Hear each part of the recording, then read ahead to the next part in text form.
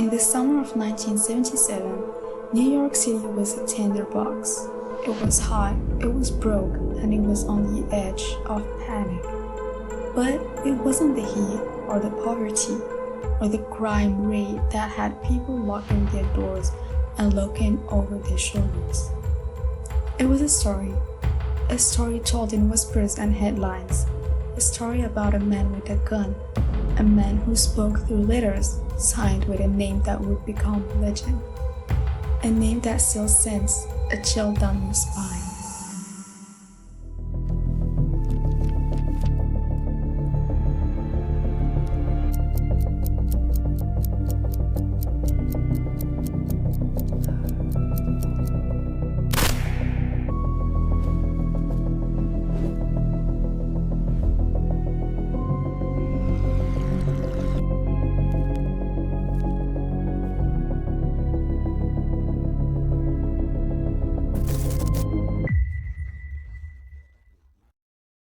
David Berkowitz was born on June 1, 1953 in Brooklyn, New York. His story begins with immediate trauma. His biological parents, Billy Brother and Joseph Kleiman, were not married. His mother gave him up for adoption, and he was taken in by Pearl and Nathan Berkowitz, who named him David. Nathan Berkowitz died when David was 14. A loss that deeply affected him. He grew up in the Bronx, a lonely and overweight child who was often bullied. He was described as a pyromaniac, setting over 2,000 fires in his neighborhood, finding a twisted sense of power in the chaos. After high school, he enlisted in the U.S. Army. This is where he received formal firearms training and became a proficient marksman. It was also during this time that his obsession with the occult and Satanism began to ferment. After his service, he moved to New York, working as a postal worker and later a security guard. To his neighbors at 35 Pine Street in Yonkers, he was just a quiet, slightly old man in apartment 1E. But inside, a profound rage was boiling. He felt rejected by the world, particularly by women. He later claimed his rage was directed at his biological mother for abandoning him. He fixated on his neighbor, Sam Carr, and particularly on Carr's black Labrador retriever, Harvey. In his twisted narrative, he claimed the dog was a demon, or that Sam Carr himself was a powerful demon who delivered commands to kill. It's crucial to know Berkowitz later admitted this demonic dog story was a complete fabrication, a hoax. He created it to confuse police, build an insanity defense, and add a layer of supernatural terror to his crimes. The truth was simpler and more horrifying. He was a deeply angry, misogynistic man who wanted to kill. The son of Sam, or David, killings were random spasms of violence. They were a calculated series of attacks, primarily targeted young women and couples that held New York in a grip of pure fear. For over a year, the shadows stalked New York. He targeted young couples, usually in parked cars, usually women with long, dark hair. The city was on edge. Women cut and dyed their hair. Couples avoided lovers' lanes. The police had thousands of leads, but no solid suspect. He was a ghost, and then he started talking. Let's break down every known attack. The first attack was on December 24, 1975. The victim's name is Michelle Foreman. She was with an unnamed male friend in Riverdale, Bronx. Berkowitz later claimed this was his first attack. Using a hunting knife, he stabbed Foreman multiple times, but she survived. Because he used the knife, it was not initially linked to the later .44 caliber shootings. The second attack was on July 29, 1976. The victims were Donna Loria and Jody Valenti. This is the official star of the 44 caliber killer spree. Donna Laurier, aged 18, and Jody Valenti, aged 19, were sitting in a car outside Laurier's house. Berkowitz walked up to the passenger side, pulled out his .44 Chartered Arm Bulldog revolver, and fired 5 shots through the windshield. Donna Laurier was killed instantly. Jody Valenti was shot in the thigh, but survived. The pattern was set: a sudden, silent approach and brutal violence against a couple in a car. The third attack was on October 23, 1976. The victims were Carl De Niro and Rosemary Keenan. The victims were sitting in the car when Berkowitz fired into the vehicle. De Niro was shot in the head but miraculously survived. Keenan was injured by flying glass.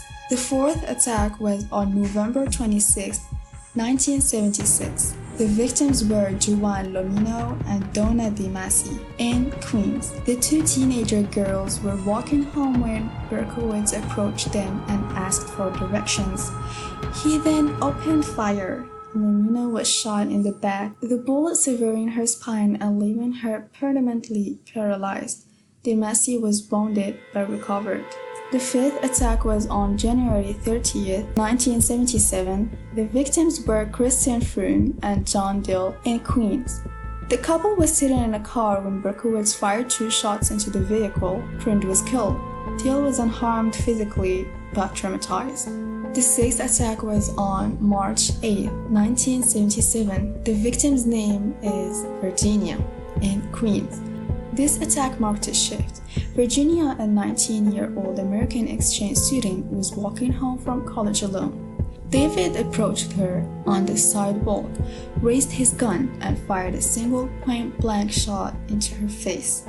She was killed instantly. This proved he would now target solitary women, sending a new wave of terror through the city. The seventh attack was on April 17, 1977.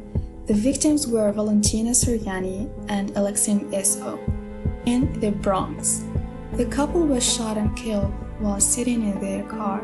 This was a pivotal moment. For the first time, David left something behind. On the pavement, he dropped a handwritten letter addressed to NYPD Captain Joseph Borelli. The letter was rambling, narcissistic, and signed Son of Sam. He had given himself a name. The media had its headline, and the killer had a voice. David didn't stop here. There is a ninth attack. On June 26, 1977, the victims were Sal Lupo and Judy Placido in Queens. The 2 were shot while sitting in a car outside the infamous Eliphas discotheque. Both were wounded but survived. The city was now in a state of full-blown panic. The ninth attack. On June 31st, 1977, the victims were Stacy Moskowitz and Robert Violent. This was the final tragic attack. The couple was on their first date, parked in a lot in Bensonhurst. David fired 4 shots into their car. Robert was blinded in one eye and lost most of the vision in the other. Stacy, aged 20, died from her injuries 38 hours later. This attack broke the Queens and Bronx pattern and showed David was expanding his territory. The final tally: 6 people dead, 7 others wounded, but these numbers can't capture the millions of New Yorkers living in fear. The women cutting and dyeing their hair on the city streets that emptied after dark. The largest manhunt in New York City history was underway, involving over 300 detectives. The task force was drawn in tips, but they had 2 major clues: the letters and the gun. After the murder of Soriani and Eso, David began a correspondence with New York Daily News columnist Jimmy Breslin, boasting of his crimes and taunting the police. The media frenzy reached fever pitch, but the break in the case came from a mundane mistake. After the final shooting, a woman named Cecilia Davis was walking her dog near the scene in Brooklyn. She saw a man acting suspiciously near a yellow Ford Galaxy. He placed the white envelope under a windshield wiper and drove off. She thought he was just someone trying to avoid a parking ticket. She reported it to the police. That envelope was a parking ticket, and that ticket was the thread that unraveled everything. On August 10, 1977, detectives staked out the young girl's apartment. When they approached his car, they found the trunk unlocked. Inside, they discovered the .44 caliber bulldog revolver, a rifle, a duffel bag, and a letter outlining his next planning attack. As they moved to arrest him, the door to Line E opened. David Berkowitz walked out, looking calm. Detective John Fallarico drew his gun and called out, "David?" Berkowitz looked up, smiled, and said, "Hello, officer." Then he uttered the words that ended the nightmare. "You got me."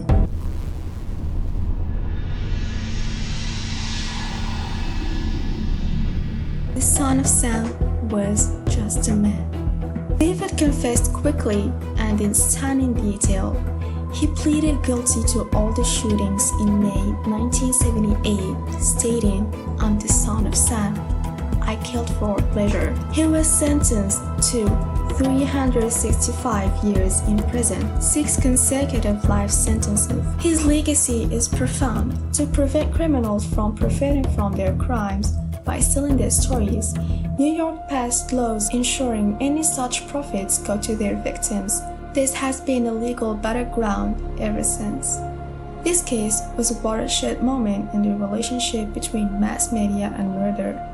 David actively manipulated the press, and they in turn created his mythos. In prison, David became a born-again Christian. He has expressed remorse and has stated he does not deserve parole. He has been denied parole multiple times and will almost certainly die in prison. In the 1990s, David fueled speculation that he was part of a satanic cult, claiming he didn't act alone. While this has been the subject of books and documentaries, official investigations have never substantiated these claims, and most law enforcement involved believe he acts entirely alone. The story of David Berkowitz is a dark chapter in American history.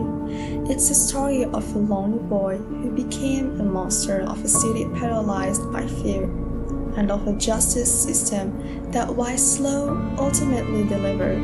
He wasn't a demon commanded by a dog, he was a man with a gun, a pen, and a profound capacity for evil, and that's perhaps the most terrifying detail of all. That's it for this video. If you enjoyed this definitive breakdown, please show me some support, like the video, hit that subscribe button, and ring the bell. Let me know which case I should cover next in the comments. Thank you for watching, and peace.